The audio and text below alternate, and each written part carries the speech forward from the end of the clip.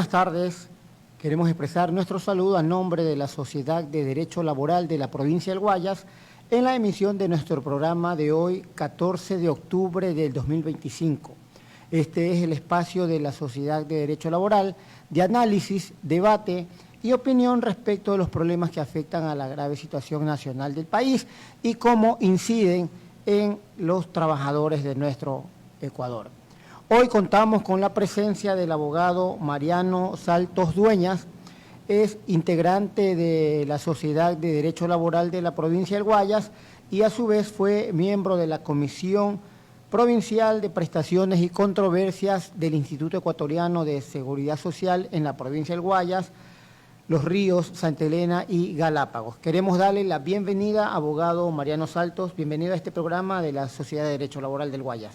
Muchas gracias, compañero, por la invitación que me ha hecho y estoy dispuesto a responder las preguntas que usted se plantea. Bien, gracias entonces por su presencia. Queremos además exteriorizar nuestro agradecimiento a la Unión Nacional de Periodistas del Guayas por la apertura que nos brinda a través de su programa para poder expresar y difundir las tesis de la Sociedad de Derecho Laboral del Guayas hacia el país. Hoy nos ha convocado un tema de vital importancia. Estamos ya casi a las puertas de un nuevo proceso electoral, la convocatoria a consulta popular que ha sido propuesta por el presidente de la República y convocada por el Consejo Nacional Electoral luego de haber superado el examen de constitucionalidad por parte de la Corte Constitucional.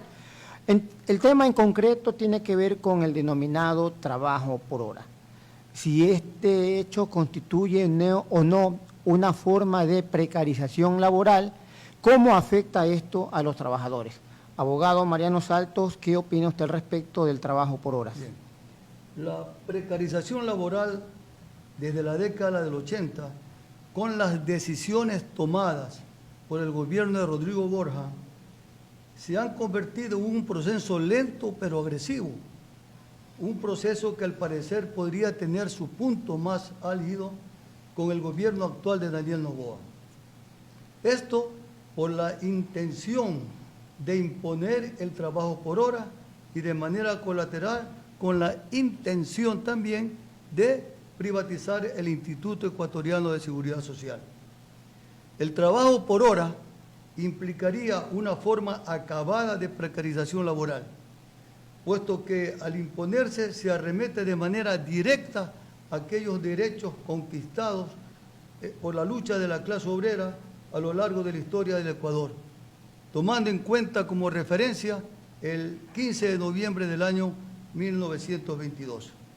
Sí, en efecto, los trabajadores tuvieron en Guayaquil lo que históricamente se le conoce como el bautizo de sangre, ¿no?, de la clase obrera, justamente por demandar mejores condiciones de trabajo, mejoras salariales, reducción de la jornada de trabajo, que era de mucho mayor a 8 horas. Sin embargo, hoy la propuesta del gobierno apunta a disminuir la jornada de trabajo, y lo cual constituye también la reducción de la remuneración y como consecuencia de ello también la reducción de los aportes de los trabajadores al régimen de seguridad social. El gobierno promociona este tema del trabajo por horas bajo el argumento de que va a mejorar las condiciones de trabajo, que se van a crear, según el gobierno, más plazas de trabajo y que se van a mantener respetados los derechos laborales. ¿Qué opinión le merece este criterio del gobierno? Bien. Sí, vale puntualizar y detallar la forma en que se expresaría la precarización laboral de manera concreta y práctica. 1. Disminución de los aportes al IES.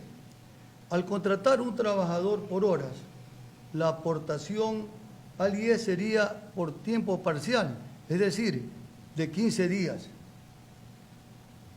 Su aporte sería por medio tiempo o por la suma de horas transformadas a días completos que en general nunca llegarían a los 30 días, porque el aporte al IES está considerado como de 30 días para que sea completo y tener derecho a mucha conquista que los trabajadores han logrado en la seguridad social, que en general nunca llegaría a los 30 días.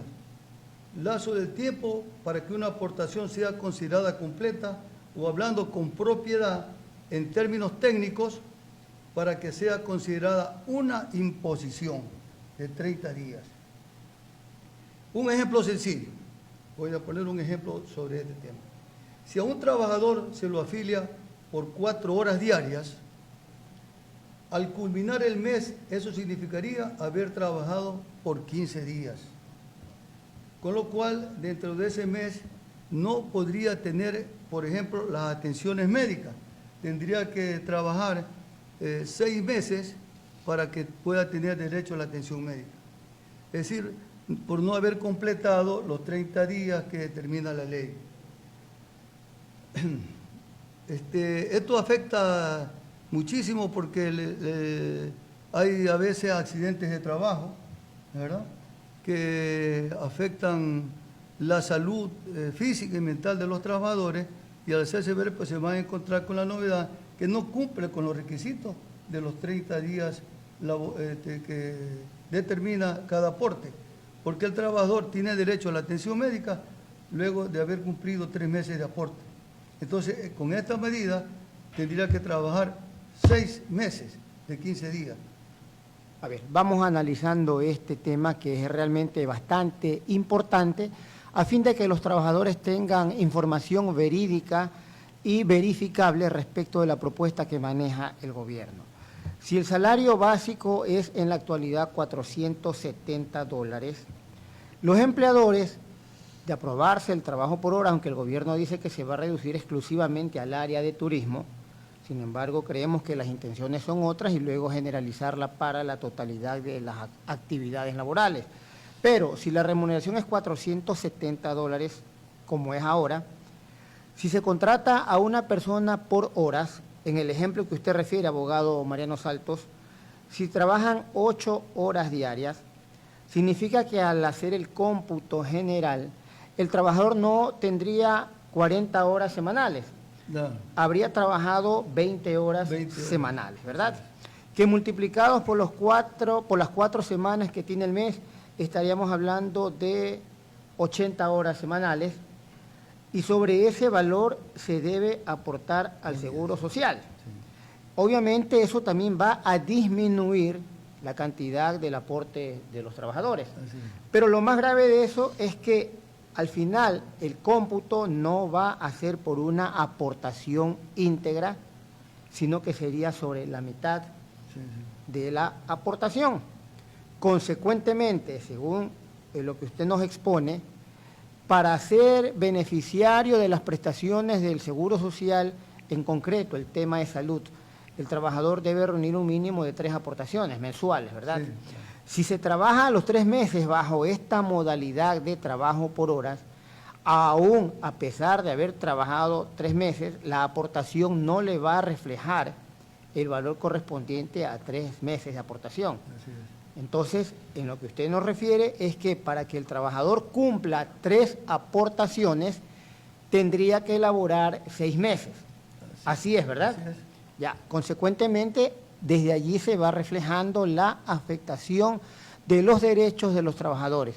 En el ejemplo que usted refiere, no tendría, por ejemplo, el derecho a hacerse atender médicamente. Y consecuentemente, ¿cómo iríamos luego la acumulación de estas aportaciones para el cálculo del fondo de cesantía, que se merece también otro análisis? Sí. Solamente una aclaración, excepto cuando sea un accidente de trabajo, ¿no?, que necesita de emergencia, si que lo atiendan, ahí sí basta que esté afiliado desde el primer día. Okay. Por eso ha habido empresas que sus trabajadores el primer día de trabajo tienen un accidente, pero ocurre que el empresario lo afilia después del primer mes, y la afiliación debe ser desde el primer día para tener derecho a la atención médica en caso de un accidente de trabajo. Y ahí quisiera tocar un tema muy puntual, ¿no?, el famoso periodo de prueba. Hay a veces la mala práctica de los empleadores que deciden no cumplir la ley, no afiliar a sus trabajadores desde el primer día de la relación laboral como exige la ley, sino que a veces esperan cumplir el periodo de prueba. Y en efecto, durante ese lapso, que actualmente es de 90 días, podrían ocurrir accidentes. Así es. Significa que en ese tiempo en que el trabajador no está afiliado, porque hay empleadores, no podemos generalizar obviamente, pero hay determinado grupo de empleadores que no afilian a sus trabajadores desde el primer día.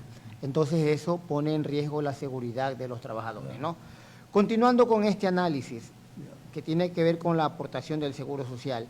Si cada aportación va a reflejar realmente la mitad de la aportación de acuerdo a lo que exige actualmente la Ley de Seguridad Social, para que el trabajador pueda computar una aportación, debe elaborar 2 meses, Claro. ¿verdad? ¿Cómo incide esto en el fondo de cesantía de los trabajadores? Bien. El aporte al fondo de cesantía actualmente es del 2% sobre el sueldo. Anteriormente era del 3%, pero en el gobierno de Correa ese 1% lo integraron para el seguro de desempleo. Entonces el trabajador se queda solo con el 2%, es decir, el Estado no pone absolutamente nada para cuando hay este tipo de accidentes de trabajo. El 2% solamente es actualmente el fondo de cesantía, el 2% de lo que gana. Por ejemplo, el aporte del fondo de cesantía es del 2% del sueldo mensual. Un obrero, al trabajar por horas, nunca va a alcanzar el salario básico de 470, es decir, el trabajador por tiempo parcial solo sumará un proporcional equivalente a ese salario inferior a 470, es decir, la mitad. Por ejemplo, trabajando como en la actualidad a tiempo completo, ganando 470, un trabajador suma $9.40 al mes, ¿no es verdad?, de cesantía. Si trabaja por 4 horas, sería el sueldo de $235 y por cesantía solamente serían $4.70, es decir, una reducción del 50%. En el mismo sentido, si luego de trabajar por 24 meses a medio tiempo, en la suma de aportes completos registrará tan solo 12 aportaciones, lo que usted expresaba anteriormente, ¿no? Y no 24. Si trabajara por tiempo completo, esto a su vez significa que incluso tampoco podrá retirar ese valor acumulado, porque la actual Ley de Seguridad Social establece que para el retiro de los fondos de cesantía, el afiliado deberá tener un mínimo de 24 aportaciones. Es decir, para poder retirar los fondos de cesantía, si es contratado por medio tiempo, tendrá que trabajar 48 meses. Lo mismo podemos extrapolar a los fondos de reserva. Todo trabajador a partir del segundo año de trabajo tiene derecho al 8.33% de lo que gana mensualmente. Es decir, ese valor lo puede acumular o lo puede recibir directamente de su patrono en el rol de pagos. Entonces ahora no podrá ser más allá de la mitad de ese valor. El 8.33 recibiría el 4.2 mensual del valor de su sueldo, porque así se contabiliza el fondo de reserva. Lo mismo podemos extrapolar a los fondos de reserva y préstamos hipotecarios y quirografarios. Es decir, que para hacer un préstamo quirografario, el trabajador tendrá que trabajar muchísimos años para tener ese derecho. Dice, puesto que el requisito de tiempo mínimo para acceder a la acumulación de fondos de reserva es de 36 aportes. Y para solicitarlos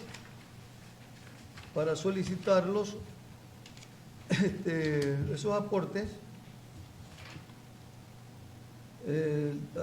tendría que esperar, imagínense usted, el doble del tiempo, y con una cuestión mínima de fondos de reserva. Y lo mismo ocurre para los préstamos hipotecarios y los préstamos quirografarios.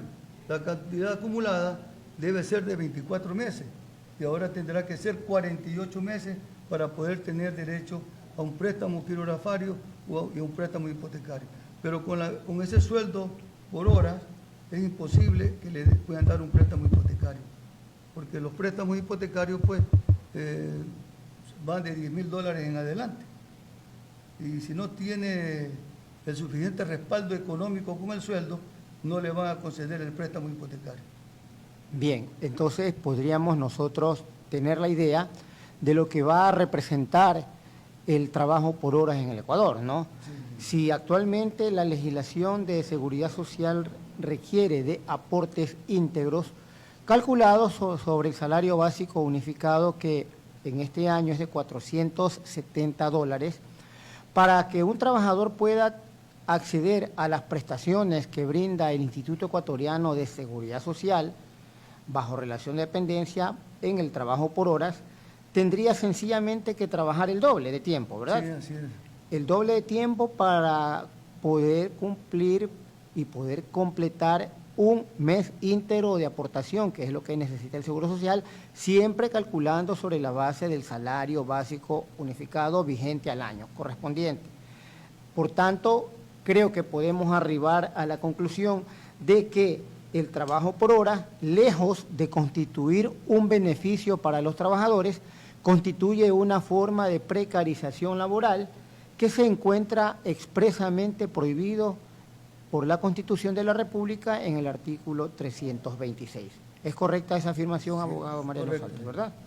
Entonces, ¿cuál debería ser el pronunciamiento de los trabajadores? ¿Cuál es la posición de la sociedad de derecho laboral en torno a la eventual pregunta de la aplicación del trabajo por horas en el Ecuador? Bueno, los trabajadores, el pueblo en general debe oponerse a esta consulta que va a precarizar las relaciones laborales, que, como dije anteriormente, desde la época de Rodrigo Borja viene tratándose de tema, y ahora pues con Noboa ha alcanzado su máxima expresión, el punto más álgido, que inclusive está para consulta.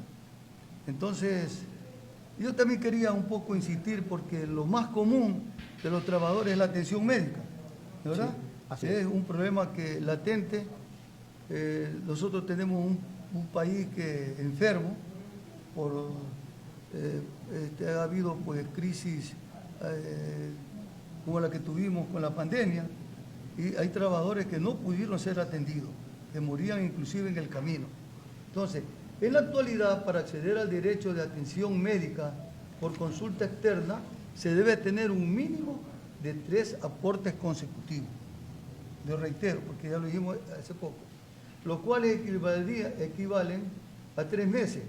A trabajar por hora, por tiempo parcial, esa cantidad se duplicaría a 6 meses. Es decir, tendría que esperar 6 meses para poder tener derecho a la atención médica. Bueno, estas son algunas de las razones por las cuales pues, la lucha contra el trabajo por hora debe intensificarse y radicalizarse. La Sociedad de Derecho Laboral ha venido trabajando en este tema, inclusive recién terminamos el 10º Congreso Laboral, que de alguna manera fue tocado este tema, un exitoso Congreso Laboral. Usted estuvo presente, colega, y fue parte del mismo, de la organización, y invitamos pues también a trabajadores, a obreros, abogados, unirse a la Sociedad de Derecho Laboral, que entre nuestros fines está pues la defensa de los derechos laborales. La Sociedad de Derecho Laboral realizará actividades académicas de difusión, hará debates sobre el tema del trabajo por horas, porque realmente se avecina ya el periodo de campaña electoral, ¿no? Entendemos que si bien las organizaciones sociales y políticas que han sido calificadas por el Consejo Nacional Electoral son las que están legalmente habilitadas para hacer campaña, ya sea por el sí o por el no. Sin embargo, los trabajadores necesitan también una respuesta desde la academia, desde los gremios profesionales, y por supuesto creemos que la Sociedad de Derecho Laboral va a brindar un aporte en este sentido. Sí. La próxima semana, esta semana, tenemos una reunión justamente para tratar este problema, este tema, para nosotros unirnos a la campaña de los sectores populares y trabajar para que esta petición del gobierno sea aprobada por el pueblo ecuatoriano, que vote en contra del trabajo por hora, por las explicaciones que hemos dado. Bien, ¿la Sociedad de Derecho Laboral hará algún tipo de encuentros, acuerdos con las organizaciones sindicales de la provincia del Guayas? Sí, sí. Nosotros estamos permanentemente en contacto con, por ejemplo, con la Federación Democrática de Trabajadores del Guayas, que es una organización porque aglutina algunos sindicatos del sector público y privado, y con otros sectores también del Frente Unitario de Trabajadores, las diferentes organizaciones sindicales que hay aquí en la provincia del Guayas y en el país en general. Bien, ha sido la comparecencia del abogado Mariano Saltos Dueñas. Sí, vamos a hacer un paréntesis, una pausa de un par de minutos para volver con otro tema también de vital importancia.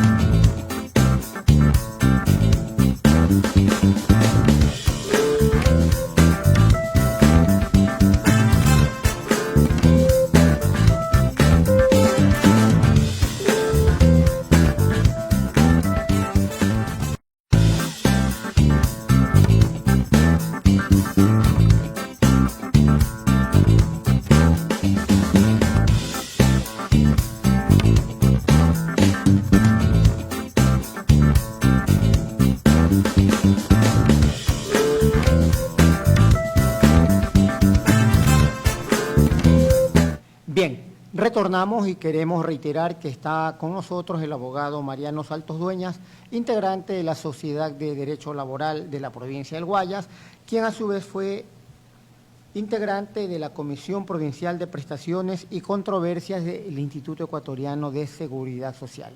Hay algunos temas que llaman la atención de los trabajadores y de la ciudadanía de manera general, ¿no? ¿Cuáles son las prestaciones que brinda el Seguro Social? Entre ellos la jubilación, el seguro de invalidez, o también conocido como Montepío. ¿Cuáles son los requisitos para que un beneficiario pueda acceder a este tipo de prestaciones? Existen requisitos de edad y tiempo de aportes, así concretamente, tiempo de aporte. Una persona que haya laborado 30 años y que todas sus aportaciones sean de 30 días, no de 15 ni de 20, tiene que ser de 30 días, debe completar 360 aportes con 60 años de edad para tener derecho a la jubilación. Y se jubilaría sumando las 60 mejores aportaciones, no las últimas, en cualquier momento, porque usted pudo hace 5 años haber ganado $1.000 y ahora el básico. Pero toma en cuenta, son las aportaciones más altas, suman 60 y se divide para 60. Okay. Y teniendo 30 años de aporte, se jubila con el 0.75 del promedio de los mejores 60 meses de sueldo. Pero reitero, tienen que ser todas de 30 días, es decir, un mes de 30 días. Eso para acceder a la jubilación. De vejez, de vejez. La regla general es combinar la edad, 60 años de edad y 30 años de aportación. Sí, esa es la primera. Sí. Es la regla general. También hay otras formas de obtener la jubilación, ¿verdad? La otra dice tener 65 años de edad y un mínimo de 180 aportes, es decir, 15 años de aporte. 65 años de edad, 180 aportaciones de un mes, que significa 15 años de aporte. La otra norma dice, la otra punto dice 70 años de edad, tiene que tener un mínimo de 120 aportes, es decir, 10 años de aporte. Y la última, tener 40 años de aporte cualquier edad. Por ejemplo, hay personas que han iniciado su labor a los 18 años y llegan a los 58 y tienen 40 años de trabajo, se pueden jubilar a esa edad de los 58 años, siempre que tengan 480 aportaciones, es decir, 40 años de aporte. También tenemos la jubilación por invalidez, cuando una persona en el proceso de su trabajo y que haya cumplido 5 años de aporte, puede solicitar la jubilación de invalidez siempre que esa invalidez se le haya ocurrido dentro de su proceso laboral en los 5 años. No que traiga enfermedades anteriores a su trabajo. ¿No? Entonces, la enfermedad tiene que haber sido adquirida dentro del proceso laboral. También hay, y esa jubilación de invalidez tiene que ser calificada por los médicos del IES, la invalidez. Ya le digo, el mínimo para eso tiene que ser de 60 aportaciones. Puede tener más, pero el mínimo son 60 aportaciones de 30 días. Es decir, 5 años de aporte para tener derecho a la jubilación por invalidez, que es distinto a la jubilación de discapacidad. En la jubilación por discapacidad debe tener mínimo 300 aportes, es decir, 25 años de aportes, siempre que sea calificada la incapacidad por el Ministerio de Salud. Esa discapacidad no la califica el Seguro Social, la califica el Ministerio de Salud. Reitero que las mensualidades tienen que ser de 30 días. Eso, colega. Bien, creo que es una información bastante importante que nos ilustra de los requisitos, ¿no?, de las prestaciones que brinda el Seguro Social. También hay una prestación, el seguro de Montepío. Sí. ¿En qué consiste? ¿Cuáles son los requisitos? ¿Quiénes son los beneficiarios? Bien. El seguro de Montepío se le da al cónyuge sobreviviente, ¿verdad?, siempre y cuando el cónyuge que falleció tenga mínimo 60 aportaciones, o sea, jubilado. Ese Montepío equivale al 60% de lo que ganaría como jubilado, si es que muere antes de tener la capacidad para jubilarse. Se hace un cálculo, por ejemplo, si las aportaciones son altas y tiene un promedio de $1.000 mensuales como jubilado, pese a que esté fallecido, se lo jubila fallecido, sería $600 para la cónyuge sobreviviente y el resto para los hijos menores de 18 años y los hijos discapacitados.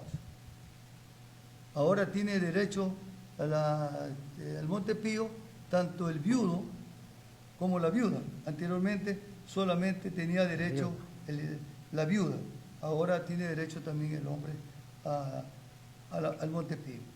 Pero constituye el 60% de, si es jubilado, por ejemplo, un jubilado que reciba $2.000 mensuales, generalmente son personas que han trabajado 40 años, que han tenido sueldos altos, hay también un tope de $1.200 para el beneficiario, sea hombre o mujer. Y naturalmente los hijos discapacitados y menores de 18 años de edad. Muy bien, creo que es valiosa esa información, nos pone en claro cuáles son las prestaciones que brinda el Seguro Social a los trabajadores y demás beneficiarios y cuáles son los requisitos para acceder a estas prestaciones, ¿no? En el caso de que surgiera algún desacuerdo, alguna controversia, para eso está esta comisión de prestaciones del Seguro Social, ¿verdad? ¿Qué rol cumple esta comisión? La Comisión Provincial de Prestaciones y Controversia, están en todo el país. Nosotros, cuando estábamos en esta comisión, teníamos Guayas, Los Ríos, Santa Elena y Galápagos. Y allí, pues, cuando se le negaba el derecho a la jubilación de vejez, a la jubilación de invalidez o Montepío, acudían a este organismo, que se llama Comisión Provincial de Prestaciones y Controversias, un organismo que está conformado por 3 abogados o doctores en Derecho para que traten el tema. De allí sale una resolución, y esa resolución, si está conforme la persona que ha solicitado, pues allí queda y percibe el derecho. Pero si le sale negativa o contraria a lo solicitado, puede apelar ante la Comisión Nacional de Apelaciones, cuyo domicilio pues, es la ciudad de Quito. Esa es la última instancia administrativa. Luego le queda pues las instancias judiciales. Bien.